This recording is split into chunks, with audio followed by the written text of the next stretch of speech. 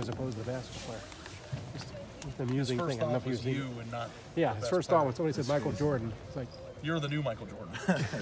the only one that No, matters. I'm not there yet, man.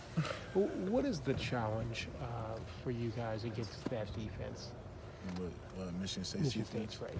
Well, they're the #1 run defense in America right now. They have really good defensive linemen, and the challenge is just going to be matching up with their physicality.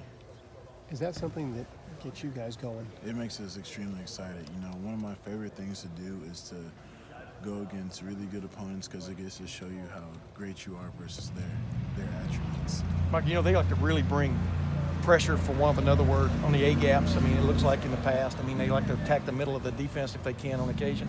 How much of a more pressure does that put on you, for example, going into Saturday? I mean, I know everybody tries to do that to a certain extent. You know, I feel the most pressure on Tuesday and Wednesday practice, and then by the time it's game day, I don't feel any pressure because I've seen it so many times. It's like I've been there before. What do they do special, in your opinion? I mean, just in that realm of kind of trying to mess with the offensive line's minds? Like you said, they just blitz the A-gap.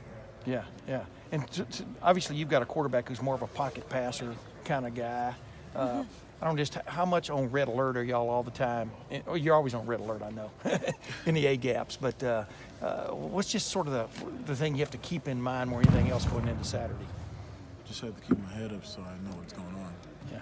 Mike, we've asked you a bunch about, just snapping and the transition this year. In the last couple of weeks, for you, how would you evaluate the way that's come along and the way you've been getting the ball back there to Dwayne? I would say, each week I tried to focus on getting something, get something a little better at each time. It's a new position for me, so I think I'm going up like this. I just need to keep going up in that progress and not slip backwards, and just really got to work hard every day to keep getting better at it. Hey, are you a center for good now, or are you just a center this season because that's what they need you to be? I'm not really sure. I do whatever my coach tells me to do. How comfortable What do you feel? Your natural position? Again, you do whatever they tell you to do to help the team. What's your most natural position, you would guess, at this point? My most natural position? Well, since it just really depends on what I've been repping a lot. So if one year I'm repping a lot of center's going to feel more natural to me. But if I rep a lot of left guard or right guard, then whatever position that is, that's going to feel most natural for that year. And if, I still do practice, my left guard set so I don't ever, lose it. Because, someone once told me, you can have it, not use it, and then lose it and not even know it. So it's important for me to practice that. How much is snapping, does it take away from your initial, whatever you want to do as a blocker, but then how much does it enhance it because you know when the ball's being snapped? You understand what I'm saying? Reacting to whatever the defense is throwing at you up there. I'm not going to lie, I totally blinked out. Can you repeat your Well, in other words, question? how much is snapping taken away from the initial reaction you can have to block, but then how much has it helped it since you know when the snap's happening? I would say it happens pretty fast. You don't have really much reaction time. You really just have to allow your body to do all the thinking and reacting, if that makes sense. But like when a defense like maybe cocks a nose tackle on you or something like that, I mean, does it ever distract you from the actual snap? Or No. have you been able to handle that? Well, you got a guy like Robert Landers, it doesn't really affect you after a while. Yeah. You just kind of get used to it. Hey, Mike, when you were in high school, I don't know what it was like being a kid in Detroit, who was in the Detroit area, being recruited by Ohio State. Like, what do you recall about being a Michigan kid, being recruited by Ohio State? And do you think now that Ohio State's gone up into Michigan as much as it has, it's almost normal for Detroit kids to be recruited by this team? I know for me personally, I'm originally from Cincinnati, and I grew up watching Ohio State, and I just remember watching Ohio State games all the time, and it just really felt like I was coming back home. So my goal was always to get off from Ohio State and then to play for the Ohio State University. So I know you've been asked this a million times in your life about sharing the name with maybe the greatest athlete ever. How many times in your life have you actually been confused with that Michael Jordan?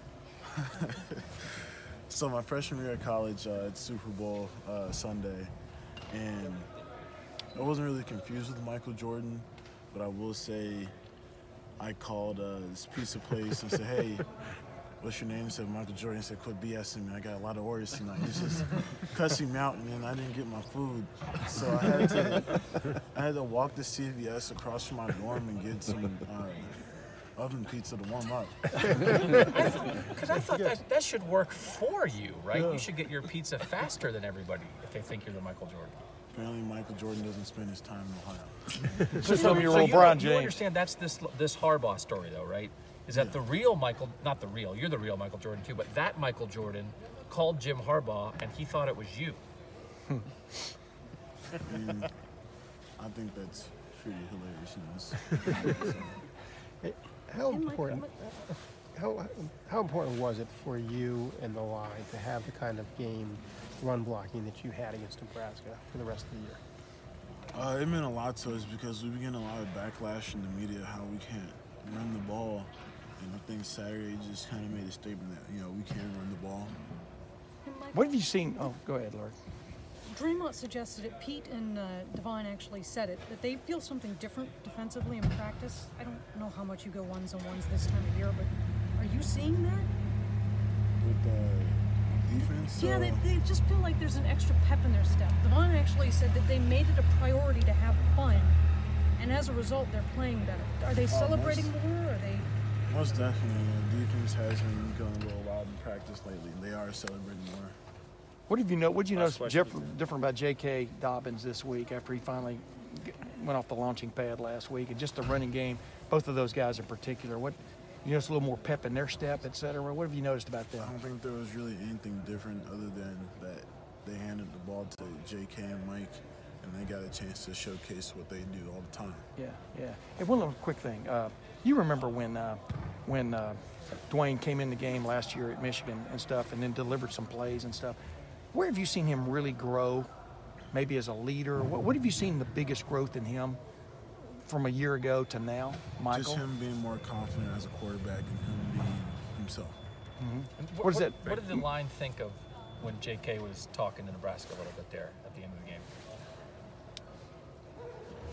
We thought it was, a statement saying that, we're not going to get ran over on, and we're going to be physical all the time. So I think we liked it a lot. Thank you, Michael. Thanks, man. Thank you.